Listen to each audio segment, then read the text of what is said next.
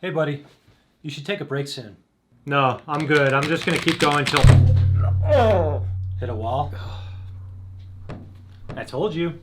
I really need to keep working. You should have taken a break. Taking a break. Taking a break. Taking a break. Taking a break. Taking a break. Take...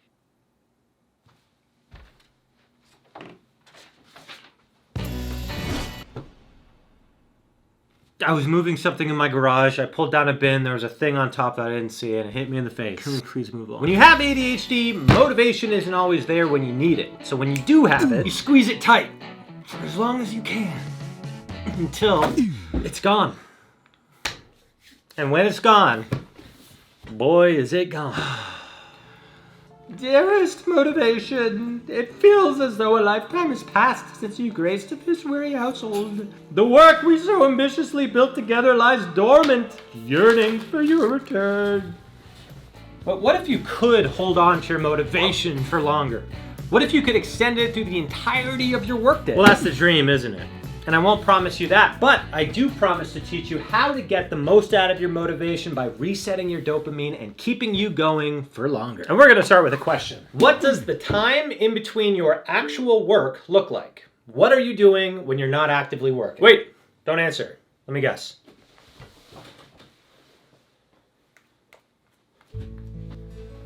Taking my 15. Okay, sounds good. Just don't be late. God, man.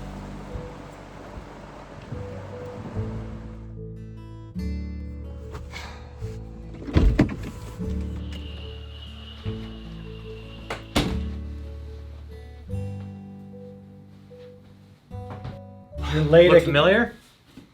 I said Here's the thing.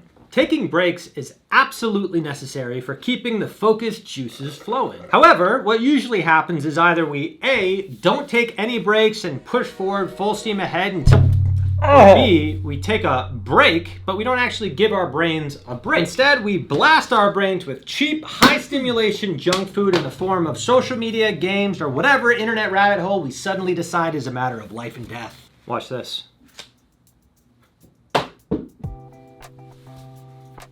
The dense, rapid bursts of dopamine from social media and the like artificially spike your baseline for stimulation. When your break is over, your brain perceives returning to a slower paced task, like writing a report or doing a chore, as a massive dopamine crash, making it significantly harder to initiate work. And you don't need me to tell you, initiating work is hard enough as is. So what does a real break look like? Well, unfortunately, it looks a little boring. Boring. Real break looks a little boring. It looks boring, okay? The goal is to engage in low stimulation activities so when you actually return to your work, it feels like a step up in stimulation. It should look like this. Instead of this.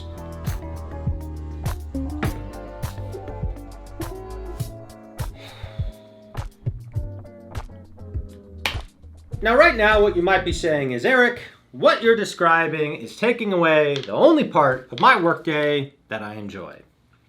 To which I would reply, those high stimulation breaks are making it harder for you to enjoy your workday.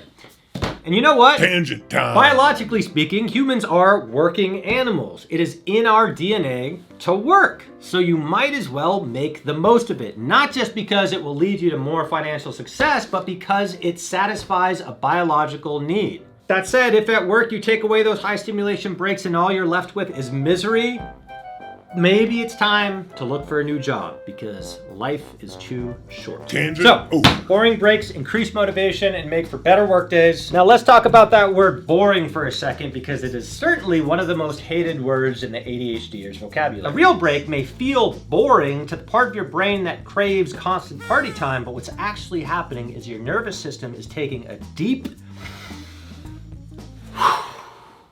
exhale. In other words, it's relaxing. And here's the thing, we often conflate relaxing with numbing. When you're scrolling on your phone, you may think you're relaxing because you're zoning out, but your brain is actually sprinting. And here's the paradox that trips us up. It doesn't take any effort. It'd be like if you got an epidural, then went to the gym and did a whole bunch of squats. Then after the epidural wears off, you hop on the treadmill and try to sprint. That's you getting back to work. Scrolling on your phone isn't relaxing, it's numbing. Taking a real break is boring, but it's relaxing.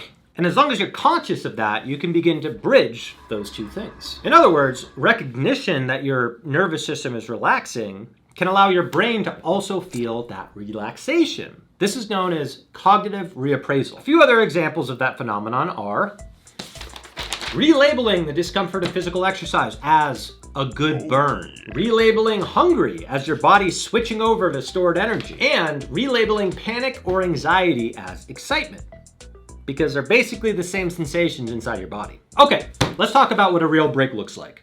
But first, let's talk about calendars. What? That's right, calendars. You know them, you hate them. They're supposed to work for you, but they don't. But then they do, but then they don't. You can't live without them. You can't live without them.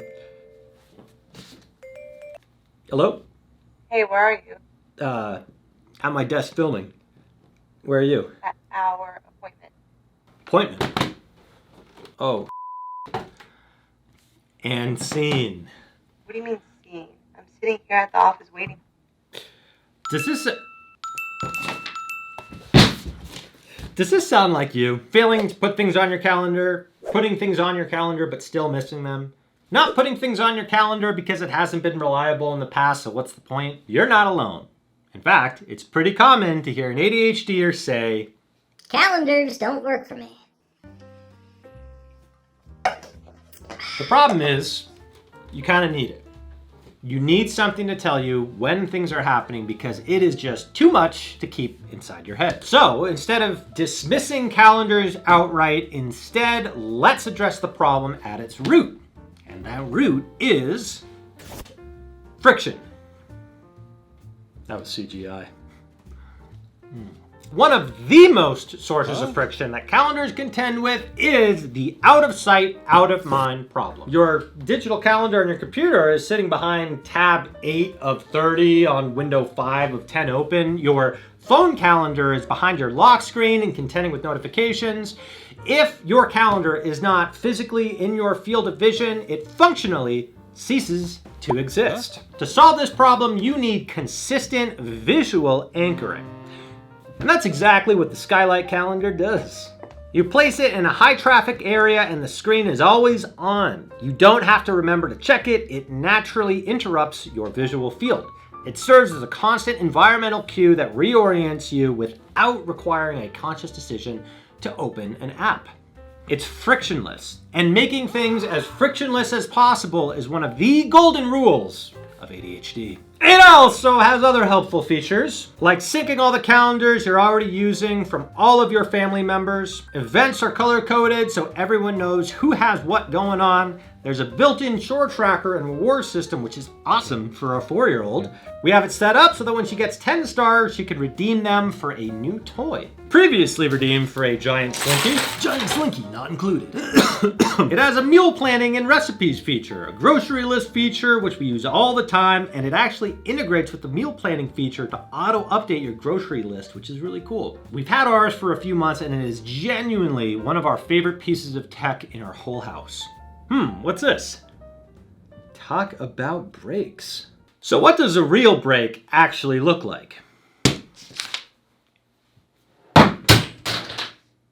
Hard part's over. Get your phone away from you. Ideally, put it somewhere where you have to actually get up to get to it. At the very least, hide it on your desk under a piece of paper. As long as it's out of your field of vision, better than it being in your field of vision. Step 2. Tell yourself that this break is serving a purpose.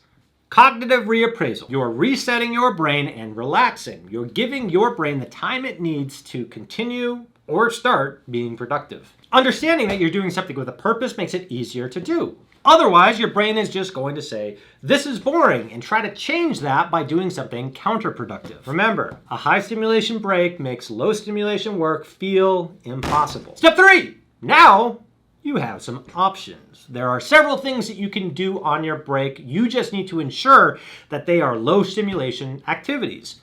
Here are some examples. You could look out a window for a few minutes. Believe it or not, the act of physically widening your gaze as opposed to looking at objects directly in front of you stimulates the parasympathetic nervous system, which lowers your heart rate and reduces anxiety. In addition, it allows your ciliary muscles in your eyes to relax, which can prevent fatigue and even tension headaches if that is something that you experience. You could do a mindless chore. I like to keep a few of these in my pocket. Literally, these are just 5 to 15 minute low stimulation tasks that I can complete to recharge. Mindful fidgeting. Find a fidget that you like. These are called Stim Mags and they're my favorites. My buddy Cody actually makes them. I'll throw a link below if you want to check them out. If you don't have a fidget, that's okay too. You can get creative. Use a pen, paper clip, fold up pieces of paper. Better yet, draw something on pieces of paper. However, make sure you keep it process-oriented, not outcome-oriented. In other words, draw for the sake of drawing, not to make a perfect face, learn a new technique, or judge your drawings. As soon as you start to do that, you're moving into cognitive drain territory, and our goal is to recharge. With all these techniques, try to be mindful. To be mindful simply means to pay attention to the physical sensations of whatever you're doing without judging the experience or trying to achieve a specific outcome. Notice the click of the magnets, the texture of the paper, the rhythm of your hand, and let that raw sensory data anchor you to the present moment. Giving your brain the permission to stop evaluating is what allows your nervous system to finally take a break, power down, and reset. So next time you feel your motivation slipping or you start moving dangerously close to that invisible wall, don't reach for the junk food. Give your nervous system the real break it actually deserves. Let it be boring, because giving yourself permission to be a little bored is exactly what your brain needs to get back to being brilliant. And if you want to dive deeper into building reliable systems for these kinds of workday hurdles, check out my ADHD Superhero Blueprint course. Inside, you'll find yourself at the helm of a superhero agency managing a team of dysfunctional superheroes, which of course is a big metaphor for your ADHD and executive functioning challenges. We help you understand your strengths and weaknesses and teach you how to get your team into fighting shape. Most importantly, I built it not just to be helpful, but to be entertaining and engaging, which if you ask me is a non-negotiable when it comes to ADHD management solutions. If you want to check out the Skylight calendar and eliminate some of that scheduling friction, I've put a link down below in the description. Same goes for Cody's Stim Mags. And hey, if you found this video helpful, consider taking a second to hit that subscribe button below. All right, break's over. Back to work.